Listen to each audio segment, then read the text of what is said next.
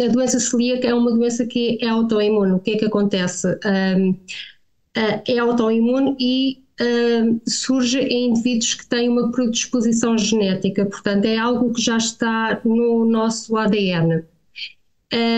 O que é que acontece? Nós, quando vamos ingerir, seja pão, seja bolos, seja massas que são produzidos à base de trigo, cevada ou centeio, o nosso organismo vai reagir e vai-nos atacar uma parte do nosso intestino, que são as vilosidades. Costumo dar aqui com o exemplo quando tenho que falar, e até para crianças mais pequenas, os nossos dedos são as vilosidades. Quando ingerimos glúten, essas vilosidades vão sendo atacadas e deixam de conseguir absorver os nutrientes que nós precisamos.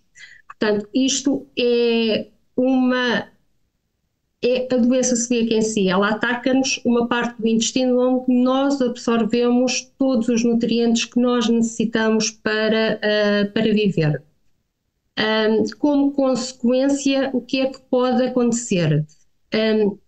Nós apresentamos quem tem uma doença celíaca apresenta uma série de sintomas. Podem ser sintomas digestivos, como diarreias, dores abdominais ou flatulência, por exemplo, que são pouco comuns em crianças, ou não digestivos, que há dores nas articulações, há fadigas, há dores de cabeça, há inchaços, há manifestações de outras doenças também do foro autoimune. Uhum.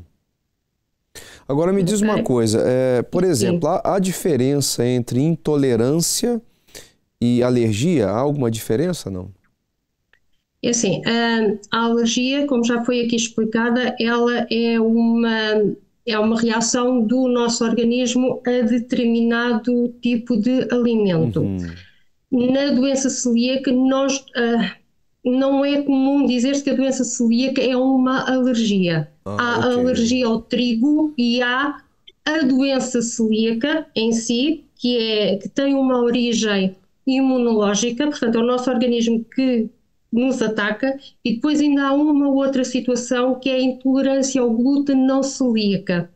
Ou seja, as pessoas têm sintomas parecidos aos da doença celíaca, mas o organismo não ataca, ou seja, o nosso sistema imunitário não ataca como ataca na doença celíaca. Sim. De salientar que quem tem a doença celíaca é uma doença que é para a vida.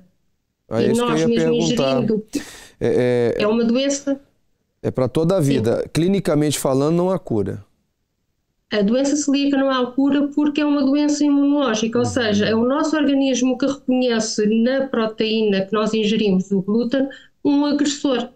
E, portanto, e sempre que nós ingerimos, o nosso organismo o nosso sistema imunitário vai nos atacar. É uma doença autoimune, então. É uma doença autoimune. Ok.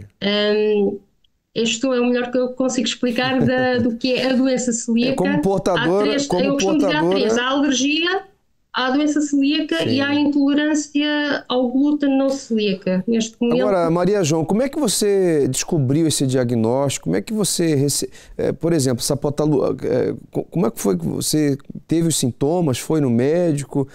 Como é que você diagnosticou isso? O meu diagnóstico foi um pouco complicado porque eu tenho o diagnóstico em idade adulta já com 27 anos. Ok. Mas desde muito cedo, principalmente desde a adolescência, que eu sofria com muitos problemas gastrointestinais. E a situação foi-se agravando ao longo dos anos.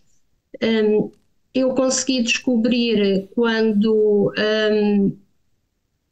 fui encaminhada para uma consulta de hepatologia após a realização de umas análises ao sangue que detectaram valores de alteração nos valores hepáticos, ou seja, o meu fígado estava a começar a acusar os efeitos da doença celíaca não diagnosticada.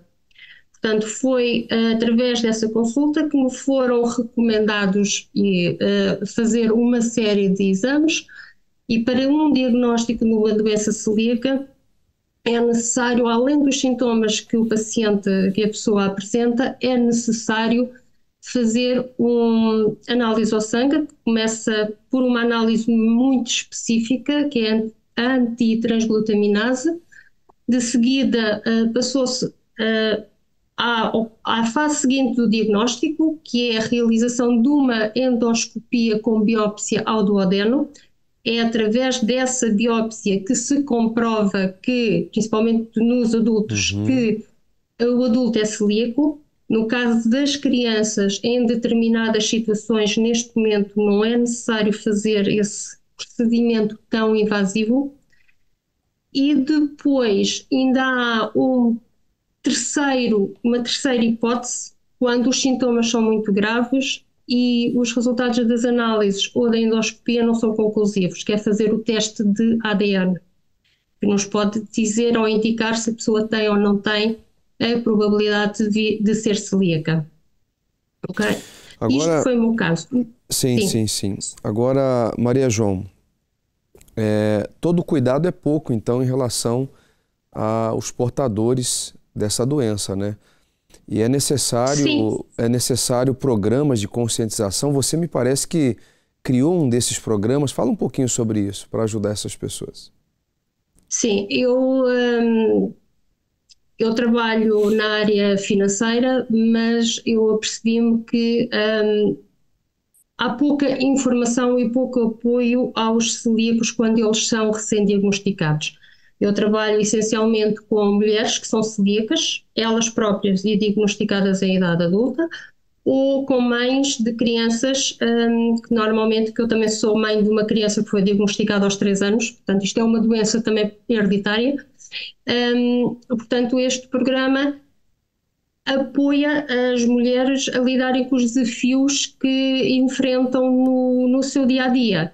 Ele passa um pouco por ajudá-las a aceitar o diagnóstico, a tentar ajudá-las também a gerir as emoções, porque toda a nossa parte emocional após um diagnóstico, ela é afetada em termos de nós pessoalmente, ou das mães quando têm os filhos, é todo o agregado familiar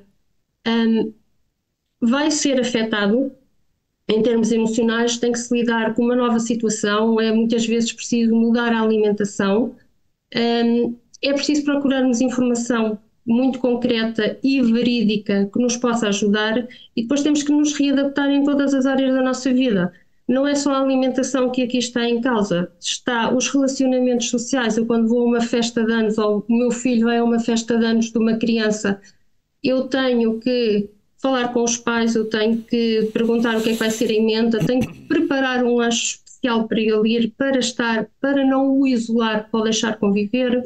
As situações profissionais em que eu tenho um evento social que envolve comida, eu tenho que previamente contactar o local onde a comida vai ser servida e tentar perceber se há condições ou não para eu lá poder comer em segurança. É uma série de cuidados, né?